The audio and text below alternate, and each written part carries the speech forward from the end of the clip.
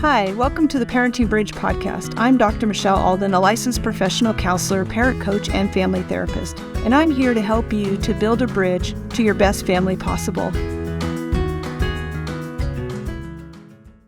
Tonight, we're going to talk about resiliency and how we can build that in our kids and how we can build that in our family. And I want to talk a little bit about what it is, and I want to let you know that I'm going to be talking about this from a faith perspective, because I really think that, and the research shows this, and you'll see it in what I'm talking about, that our faith and our beliefs really are one of the key factors that help us to build resiliency. And I don't feel that I can talk about the inner strength and resiliency of a person without talking about it through the lens of faith. I know that has increased my resiliency, and so I'm going to talk about it from that point of view. Hope it's not offensive to anybody.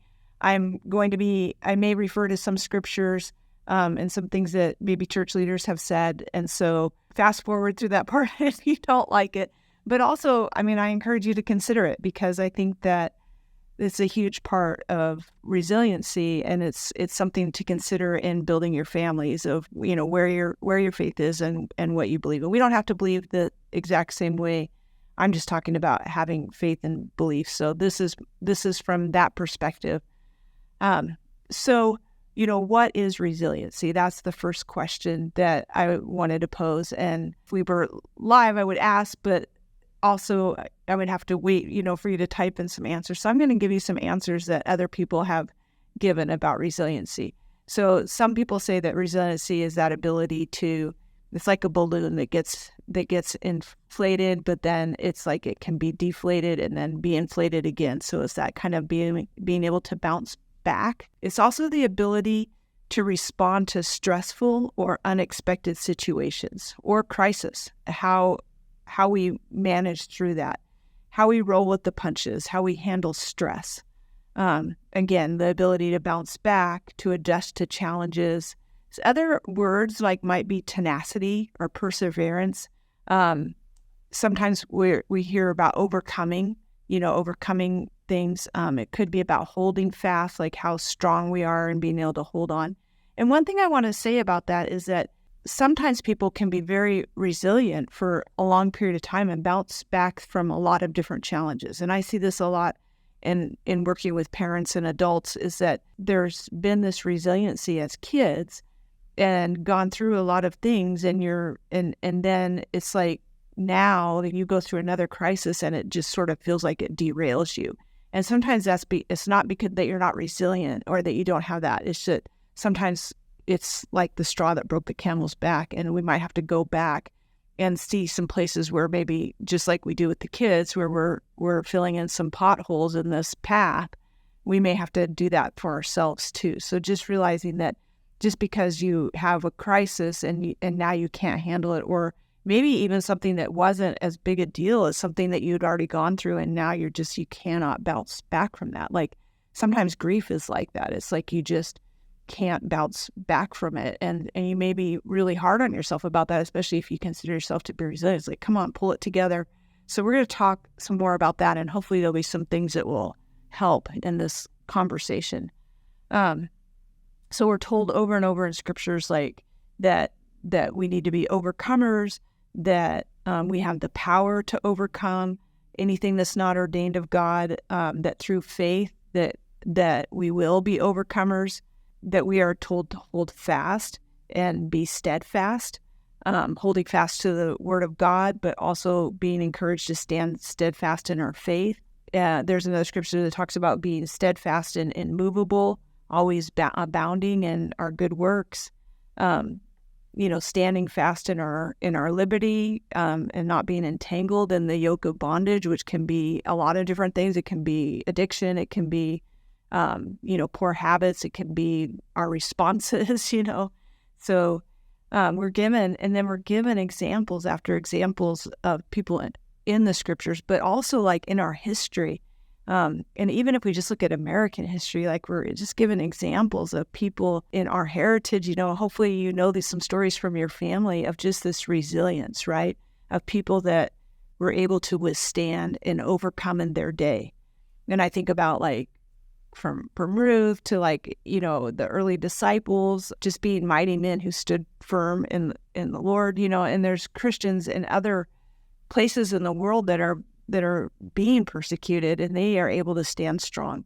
But I also was thinking about like just the strength that we have as humans. Like, I love like thinking about the pioneers and just their tenacity, right, to overcome like what they took their families through, right, and what they endured, and even in the losses and the grief. And I think about the same thing with people that serve in the military and the things that they go through, or are first responders, like that ability to be able to bounce back, to be able to handle yourself. I recently watched that movie, The Sound of Freedom, and just Tim Ballard's story and what he was able to overcome. And he talks in some of the interviews I listened to about he wasn't always overcoming, that he needed to get help so that he could be resilient enough to withstand the attacks, not just the physical attacks, but the emotional and mental attacks of what he was dealing with abuse to kids and things. So we have a lot of examples, and I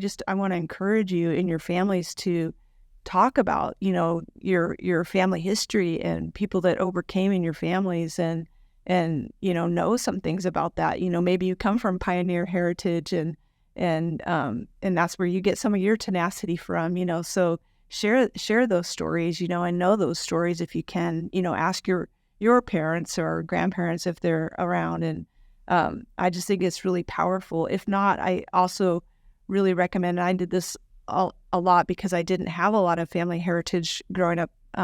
Just didn't know a lot of mine. I love reading biographies and autobiographies about people that really overcame really hard things. And it's like, how did they do that? How did they survive? How did they come forward? So we have, examples all around us of people that are steadfast, and we're told to overcome those. And I think that at the same time, we can look at all of this, that we're expected to follow these examples, that we're expected to be steadfast, especially as parents, like we have to be the solid object, and we have to, hold everything together. And I know each one of us is meant to be resilient. But we also I know from experience, I know from research that it's not always present. And we can't always just muster it up inside of us. And some people may be more naturally able to adjust to challenges, to kind of roll with the punches. They might have a certain grit or tenacity, but others of us struggle to face the day. And there's some days are better than others, and I think we see all around us the other of that too, and when we're looking at our kids and what we can do to help our kids, like, it's a real issue, of their resiliency, right? Because in one hand, if you look at some of the things that some of the kids that I've worked with have gone through, especially in terms of trauma, or kids that have been adopted, different things, like they've been through a lot, and they were resilient enough to get to where they are. But now it's like their resiliency not quite there to be able to handle, the smallest thing can like send them, off. They're very easily triggered to frustration and things like that. And so I think, in ourselves too, like we may be feeling bad because we don't have the tenacity or the resiliency that we want to have. Like we're not bouncing back. I've had parents tell me like, I know I need to let go of this, but I can't. I'm upset. I'm mad at this kid for what they've done, or how they've, wrecked our lives, or, are hurting our family, those kind of things. So then I started really thinking about like, well, then where does this resiliency come from? Where does it come from? How do we get it? And what do we do? And so I just wanted you to stop and think for a minute, like just I'm going to kind of pause, but what do you feel when you think about this sentence? You never really know what's going to happen next. Like, how do you feel when you hear that? You never really know what's going to happen next. If I think about that, about, things in my life, or, just the way things are in this world, like it can cause some tightening in the stomach or the chest, it's like it can cause some anxiety. And now I'm naturally a planner, and I like organization, and I like knowing what's going to happen next. And honestly, like, I think if I hadn't had kids and I hadn't had the challenges that I've had in life, I call them my lifey life experiences, then I really might have been like kind of OCD about things. And I don't think I would be very flexible and able to redirect and roll with the punches. I think I had to do that as a kid, but I found a way, to kind of gain control of, at least some things for me. And I want to teach you some of those things so that you can use those with your kids too. But even so, I mean, I think part of resiliency is something I have to work at, like letting go of some things, because part of resiliency is like, you can't always be trying to control things you can't control. Fighting through poor thinking patterns, and understanding that we can't control the situation all the time and we can't control the people around us. And so that's how we become more resilient, is when we're able to kind of let things go a little bit more and not just let them go like we're just going to avoid them or ignore it, because we have a lot of that happens too. And that's not resiliency either, to just bury it under the rug, but being able to deal with things and then knowing what things I have to let go of that I can't control. So for me to do that, like, I really have to focus and refocus on my faith and character, of what we're going to be. So as I mature, I found that I do have the capacity to cope with more of life's unexpected twists and turns and accept difficulties that I face and keep going even through the challenges. And I think that that's one of the hardest things about, raising kids or working with kids, is they don't have those life experiences. So everything is a big deal, like what they're feeling and those frustrations and, when they get embarrassed or they get hurt or they get, all these things, like, it's really big life stuff, and they don't have the experience to know that this too shall pass and that they're going to get through it. It always kind of reminds me of, I don't know if you remember this, but in A Bug's Life, the cartoon, the ants are really strong and resilient, right? Like they kind of are creatures that are, and they're packing their food in for the winter, and they're gathering the food, and they have a line of, like, they're carrying these things in this line, and they are just following, and then they come to this, like, a twig falls in the middle of the path, and they panic. They're like, oh my gosh, it's they don't know how to, and then somebody, like, shows them that they can go around the twig and form a different pattern, right? And I feel like that's so much of what we do in our Healthy Foundations family program. It's like things are going, they're not really necessarily going well, but it's like these little things that just, help our kids will just explode. And we're just like, what? Like, what happened? That's just a twig, or you got a bug bite, or your tooth is loose, or, something, and it just totally derails the kids because they don't know that they can go a different way. They're not problem solving like that. So I think it's a really, how we accept those twists and turns and challenges and difficulties, like, is really telling. And I think it's something that we have to develop, because I think we're losing that in our society, because we're not really, maybe we're not focused on teaching that. So we talk about resiliency, but I think that we expect it to kind of come more from inside or something. And it's like, you're either resilient or you're not. And here's how we can comfort people that aren't resilient. But I think that resiliency is really dictated by a combination of character and thinking patterns, by personal history, faith, how we process things that happen to us. A very small part is really determined by genetics. That's what the research shows. And another thing that is a real predictor of resiliency is how loved you felt as a child is a great predictor of how you'll manage all kinds of difficult situations later in life. And that love may have come in a different way. Like, for me, I don't know that I necessarily felt that love from a parent. I was adopted at a young age and had some struggles, I think, in attachment and some things like that. But I feel like that's where my faith really kicked in, is that I knew I was loved. I knew that I was a child of God. And so that, for me, really helped to guide me. Well, different traumas at different ages have their own impact on our thoughts and our expectations. These experiences also shape our brain. And I think it's important to realize, like, the things that have happened to your kids, even if it was something that you went through in your family, I've worked with families that have had lots of different trials, including like divorce or other trauma that's happened where they've lost their home, or they've had to move, and sometimes in different developmental stages for kids, like some of that can be really traumatic, and we're going through it as the adults, and so we don't necessarily realize how it's affecting our kids, but it is shaping their brain. And here's the really good news, which you'll hear me say a lot, is that our brains can change throughout our life. So even if you had these problems as a child and you're feeling like, gosh, like I don't have a lot going for me in the resiliency department, if this is what it's all about, because I've been through a lot. No, it's like your brain can change even as an adult, and our kids' brains can change too. So I think it's also important to realize that resiliency is a set of skills that can be and often are learned. And so it's not that somebody is just resilient or they're not resilient, right? Like at certain ages, we all have a certain resiliency, right? Like 2-year-olds falling down, getting back up and learning how to walk. That's resilient, right? Like they fall down, they get up, they try. They don't just, give up and say, well, I'm never going to walk again, right? Like they keep trying, So we have different times when we're resilient anyway, because that's how we're built. But there's a bunch of things about resiliency, especially if you're really struggling with this. If your kids are getting derailed by little things, this part of skill building.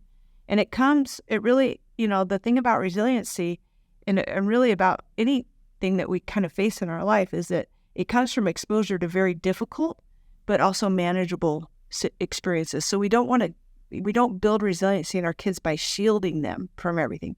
Like they need to struggle with some things and go through some things but we want to help to make those manageable, because if they go through a lot of things that were unmanageable, that were out of their control, a lot of, what makes a crisis trauma is that they didn't have any control about it. So, not all stress is bad. The stress of going to a new classroom, dealing with a different set of peers, even moving and things like that can be good and beneficial. But we just have to understand that it is stress and that there's things that we need to teach our kids as we go through it. It's stressful for adults. And sometimes I think we just take for granted that the kids, it's like, no big deal. They didn't care. They didn't care at all that we moved them from this foster home to that foster home. And it's like, because they just acted like everything was fine. Well, what else are they supposed to do, right? Like they're resilient in the fact that they're making it through it, but what's happening internally into their brains is another story. So just being aware, and just being aware that we as the adults, like, that we have to work on that. So, one of there's skills, right, that we have that we need to be strong and resilient people. And I thought this was really interesting that one of the most common tools of resilient people is realistic optimism. So they're pretty optimistic. It's like it's going to work out, and they can come up with a plan. They have the ability to see different avenues. If something's not working, they can try something else. The other thing is that they have a strong moral compass, strong religious or spiritual beliefs. They have flexibility in thinking and emotions and social. They have in their thinking and in their emotions and in their social connectedness. So they are able to kind of, handle things in that realm. It doesn't mean they're good at all of it, right? Like it's just, this is some of the common skills that they have. These are usually people that are more resilient. They don't dwell on the negative. Instead, they look for opportunities, even in dark times. They have strong dedication to a worthy cause, or strong faith in those who focus on what they can do than rather what they cannot change. So you'll see people, that get really stuck in like, well, I can't do this and I can't do that and I can't do this, or, or they're telling their kids like, we can't do this because we don't have the money, and we can't do this, and, all these kind of things. And it's very much a stop, don't attitude. It doesn't necessarily build good resiliency. Like, yes, our kids need to learn to handle no, and that they can't do some things, but how we convey that can make a big difference. I believe that we have enough to do it, and that we have it within us, and that we can feel joy. And one of the leaders of our church said, you can feel joy even when having a bad day, a bad week, or even a bad year. And also I love this, that your faith, and I think resiliency is the same way, will not grow by chance, but by choice. To be stronger, everyone has to face challenge and hardships. Like in order to build resiliency, we have to face challenge and hardships. But no pain that we suffer, no trial that we experience is ever wasted. And I love that. I just think that's super important.